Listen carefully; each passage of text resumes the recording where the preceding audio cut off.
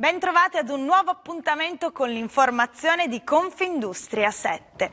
Vicenza Oro January, la manifestazione di riferimento per il comparto orafo e gioielliero italiano e internazionale, sta per giungere al termine, con essa anche l'abbinamento tra i gioielli del distretto di Vicenza e i prodotti enogastronomici made in Veneto nell'ambito dell'iniziativa denominata Veneto, un gioiello di terra. Dopo il successo dello scorso anno, la sezione orafa e argentiera di Confindustria Vicenza e alcune tra le eccellenze del food and wine della nostra regione hanno infatti rinnovato la collaborazione.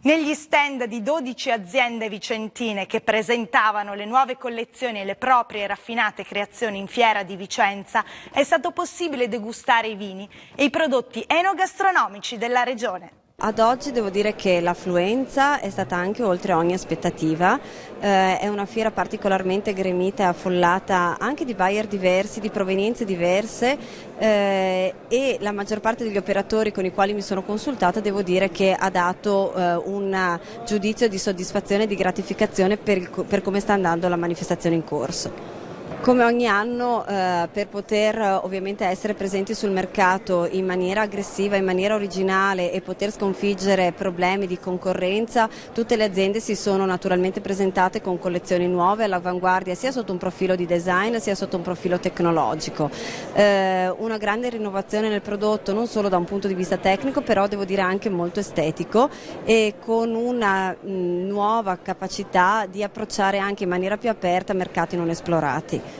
Per il secondo anno consecutivo la sezione Orafi di Confindustria Vicenza ha proposto questa iniziativa Veneto, un gioiello di terra, cioè un'abbinata fra il gioiello e il food, il vino, ma anche gli altri prodotti, il formaggio. Come è andato? Quale bilancio possiamo fare di questa iniziativa? E anche su questo do assolutamente un giudizio positivo, sia da parte del cliente che ha visitato gli stand e ha gradito naturalmente un'ospitalità più ampia e più radicata nel territorio, sia da parte delle aziende che hanno partecipato e non soltanto le orafe che hanno di conseguenza potuto offrire dei prodotti di qualità e di fondamentale